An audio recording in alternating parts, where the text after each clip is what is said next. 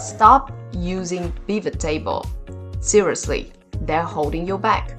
If you're ready to supercharge your Excel skill and dig deeper into your data, then it's time you meet Power Pivot, the ultimate tool that will help you to crush your analysis goal like a pro.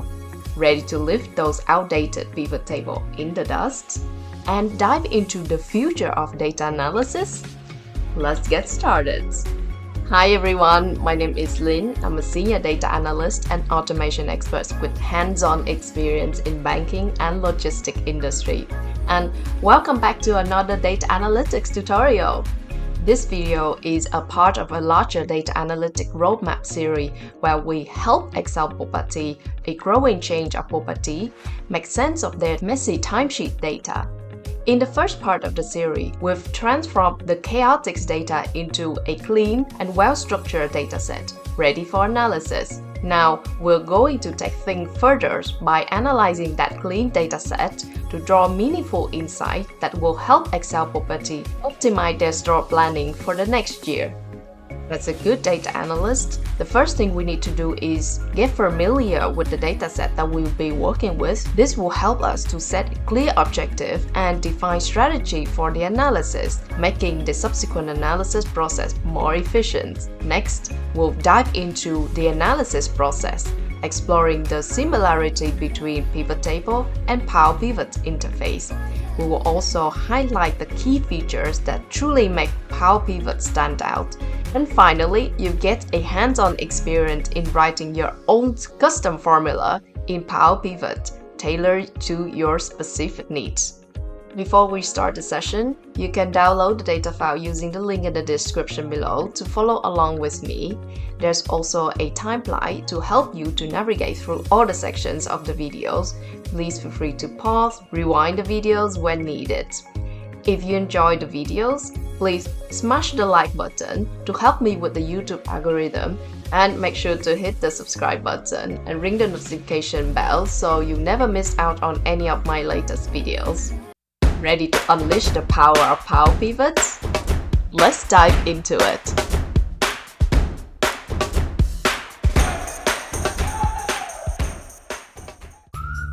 Before jumping into the analysis, let's take a moment to understand the data that we will be working with.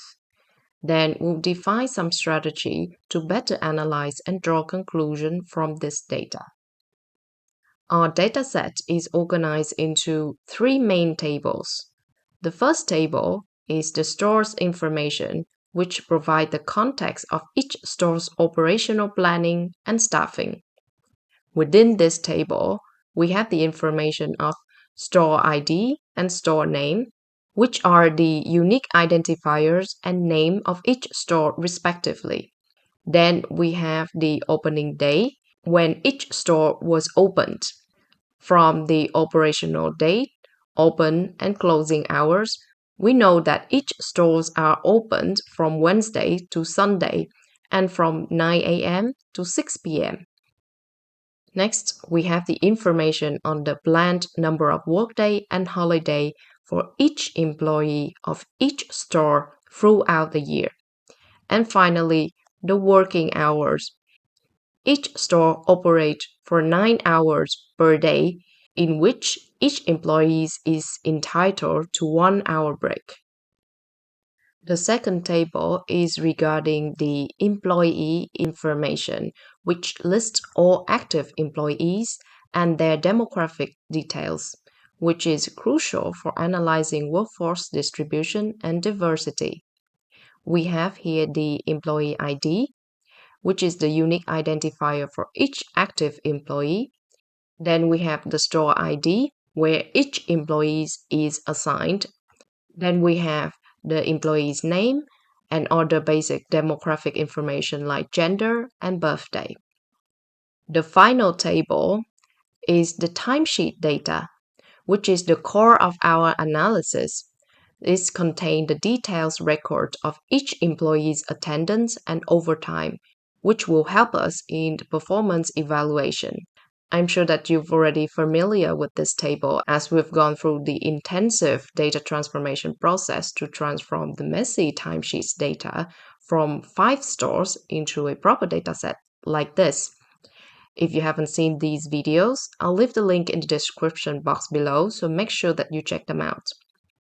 Now, let's go back to our analysis and take a closer look at this data again. So we have the employee ID, which is linked to the employee's information in the employees table. Then we have the day and the weekday per employees per each store according to the store planning. Then we have the status, indicate that if employees is working, was on holiday or on sick leave. Next, we have the clock in and clock out time, which records the starts and end time of the workday. And finally, we have the approved overtime. If employees work beyond the standard 8 hours per day, they can claim the overtime, and the overtime must be approved by the store manager, and it can only be recorded in quarters 15, 30, or 45 minutes. As you can see, each of these tables serve a specific purpose, and together they provide a comprehensive view of the store operation and employees' activity. Now that we understand the basic information that's been given to us, let's talk about how we're going to analyze this dataset. It is essential to set objective and define analysis strategy upfront, because this will help you to effectively draw insight and conclusion from the data. Some tips I would like to share here are to always align with your stakeholder to understand what they are hoping to gain from the analysis. Discuss with them the directions of the analysis and agree on the key metrics they are interested in. If you're not familiar with the domain knowledge, like finance, HR, or marketing, you can ask to work with subject matter experts to better understand the context of the data.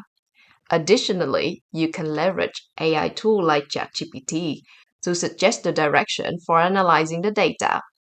We will be covering how to use ChatGPT for data analysis in a separate video, so stay tuned for more exciting content coming in your way. And of course, if you use ChatGPT, make sure to confirm and align the objective with your stakeholder to make sure that the analysis is on the right track from the start. And that's exactly what we've done here. Based on the suggestion of AI and intensive discussion with Excel property management team, we've agreed on the directions of the analysis. I've summarized the key metrics that we will be focusing on, and I've also broken the analysis down into 4 parts. First is the general information about Excel property, like the number of employees, number of stores, and some demographic informations of the employees, such as gender distribution and age distribution. Next, we will look at the actual employees' absent, attendance, and overtimes data from the timesheets. This includes tracking the holidays, sickness days, work days, work hours, and any overtime recorded for each employee. Then we will review the planned schedule data for each stores. We will examine the planned holiday, workday, and work hours according to the yearly plan. And finally, we will conduct a variance analysis to compare the actual versus planned schedule. This includes calculating the absence rate, holiday rate, overtime rate, and the compliance rate to assess how well the actual data aligns with the planned data. From here, we will be able to advise Excel property management team about their current situation each store, which will help them to understand and make better decisions on planning and hiring next year. Now, to ease out analysis process, for each calculation, I've included some notes about the table where the information comes from, the matrix of measurements, and the brief definition of these matrices. We will analyze our data following this structure. Do bear in mind that these are not the absolute set of calculations that you have to follow. Your strategy of analyzing data will be different than mine, So please feel free to put your own spin whenever needed. And do share with me your approach in the comment, and I would love to hear from you. All right, let's get started. I like to keep my data files separately from the analysis file. So let's start our analysis from a new blank Excel workbook. So I'm going to import the data into this workbook using Power Query. So go to Data, Get Data, from File, and from an Excel workbook. Now go to the folder where your data files is located, select the files, and click Import. A pop-up appears which scans all the objects within the workbook. And if you click here, you can see the preview of the content of each table. Now I want these 3 tables alone. So I'm just going to select multi-items and select the tables that I want it to load into Power Query and click Transform Data. Power Query window appear and you can see now all of the tables are loaded accordingly. Now there's not much transformation step to be done here because the data look quite clean. The only thing we need to do is to change the data type for each of the column within each table. So let's do that. So I'm going to click Ctrl A to select all the column and go to Transform, Detect Data Types, and check if everything is okay. Now I'm going to change the query name into employees here and repeat the process to other query. Now we're ready to load these query into Power Pivot. Let me show you how. So go to Home, close and load to. A pop-up will appear and ask you where you want to load your data. We don't want a physical table or a normal standard pivot table. We want a data model pivot table, which is Power Pivot. So we're going to select only create connection. And underneath here, we're going to add this data into the data model and hit OK. And we've successfully loaded our data into Power Pivot data model. Now, before we jump into the analysis part, it's important to take some time to design your worksheet so that when you come back to it months later, you can quickly catch up on what has been done. Now, to speed up the process, based on the business requirement, which we've discussed previously, I've split up the calculation into 4 parts: general information, actual, planning, and variance analysis. And within each of the worksheets, I've added some key questions that we want answered, and we will perform the calculation to get the result that we wanted. I'm also going to highlight each of the calculation sheets in blue color. And to present our finding, I will add a tab Dashboard and highlight it in red.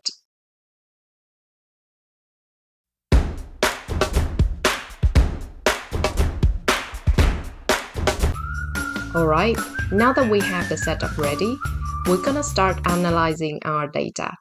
And the first step is to insert the pivot table. So go back to your calculation sheet. Now go to Insert, Pivot Table, and from Data Model. Now choose where you want to load your Power Pivot table. So select the cells here and hit OK. And we have our Power Pivot table inserted into the sheet. At a first glance, Power Pivot user interface looks somewhat similar like the normal pivot table. You have the pivot table field and all the table you want to analyze. You can also drag and drop the column into the field in order to analyze the data. So let's try and do that. I want to know how many employees are there. So in table employee, drag and drop the employees field into the value area. And I don't want the sum. So I'm gonna need to change it into the counts and click OK. And now we can see that we have 22 employees in total. So far, so good. Everything is the same as pivot table.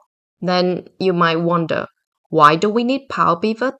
What are the difference between the normal pivot table and Power Pivot table?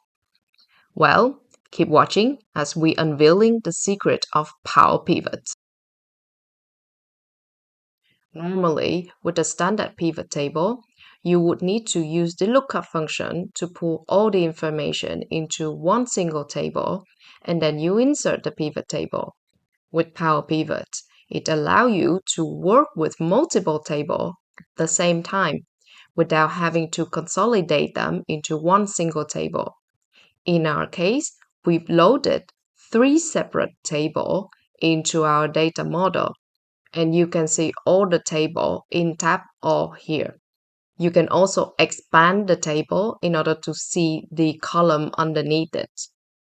Now, if you click on the Active tab, you can only see one table. That is because in this pivot table, we've only used one table to create the pivot table report, and that is the employees table.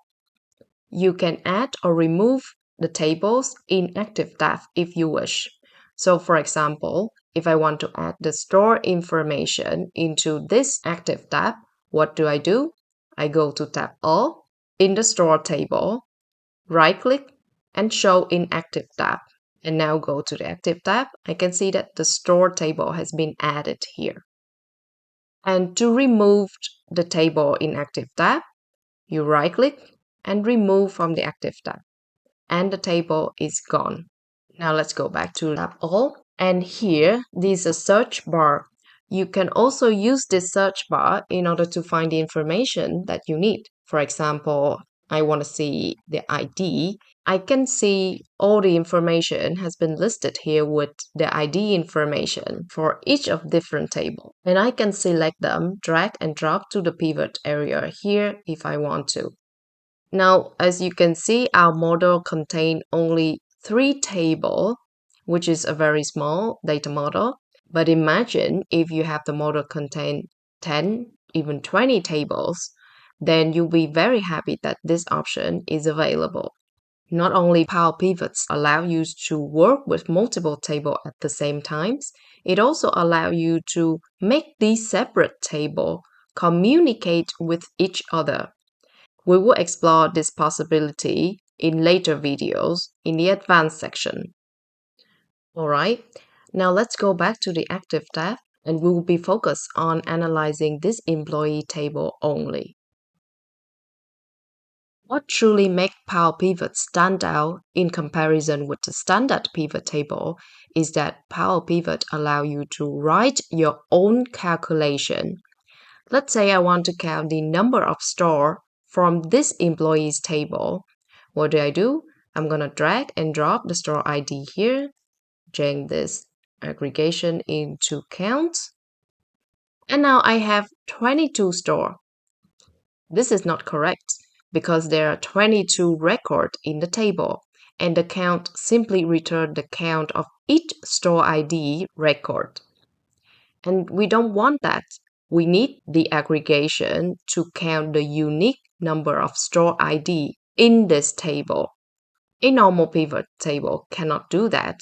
It can only give you implicit measure, which is the standard aggregation like sum of, count of, or average of. What we need is to count the unique record of the store ID. So to answer these questions, we need to use explicit measure, which is defined by you using DAX, Data Analysis Expression. If you've never heard of DAX before, it's the formula language in tools like Power Pivot, Power BI, and SSAS. DAX is a versatile and powerful language that enables you to create custom matrix, perform sophisticated calculations, and gain deeper insight to your data.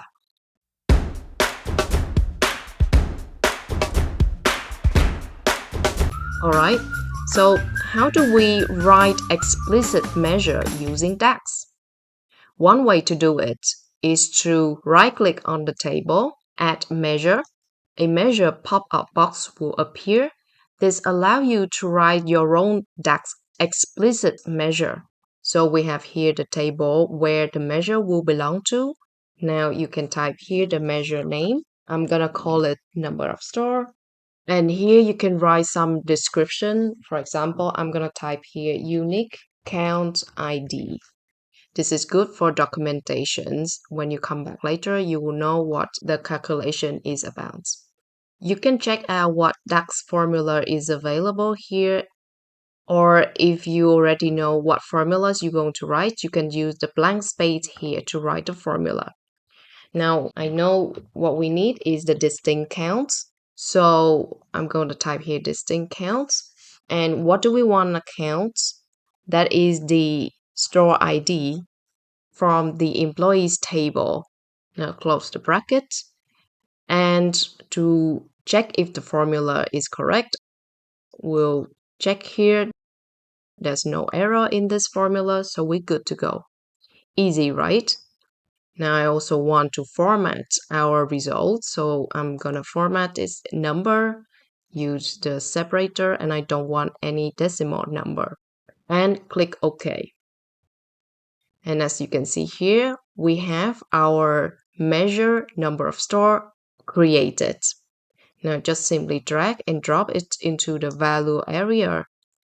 And we have here the correct answer. Let's make this a little bit bigger so we can see. Now, another advantage of explicit measure versus implicit measure is that explicit measure can be reused in another measure. Let's say I want to multiply the number of stores by 5 and then add the word stores at the end of the calculation. I cannot do that with implicit measure, but I can easily do this with explicit measure. Let me show you how flexible explicit measure is. I'm going to create a new measure. I'm going to call it store x5. And for the measure itself, I want the number of store, which I can find right here. That is the explicit measure that we previously have. Click on that. Multiply this with 5. And I want to add the word store at the end. Check DAX formula, there's no error, and there's no format to be done, so click OK. The explicit measure is created. I'm simply going to drag and drop it into the value area. And as you can see, I have the measure created as a result of number and text together. Explicit measure really give you the full control over your calculation.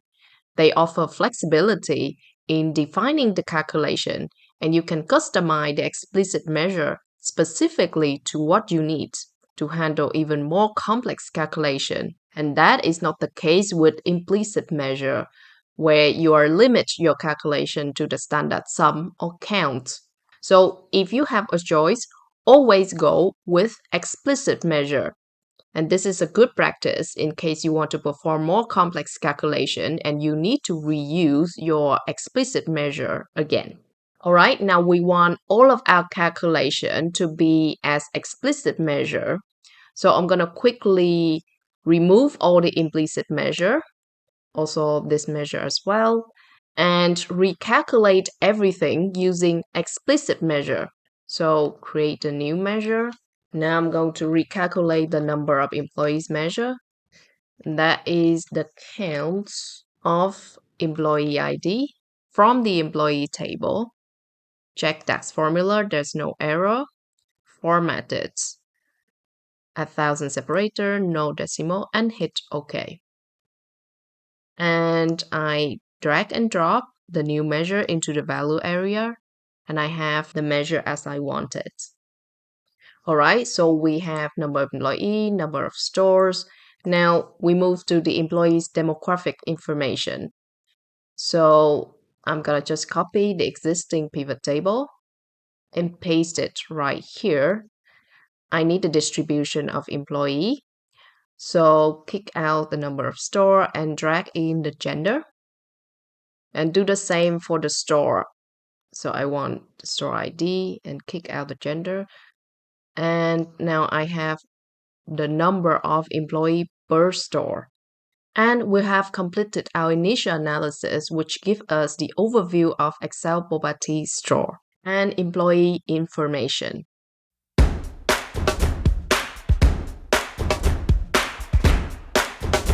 Today, we lay the foundation to a good and effective data analysis process by setting a clear objective.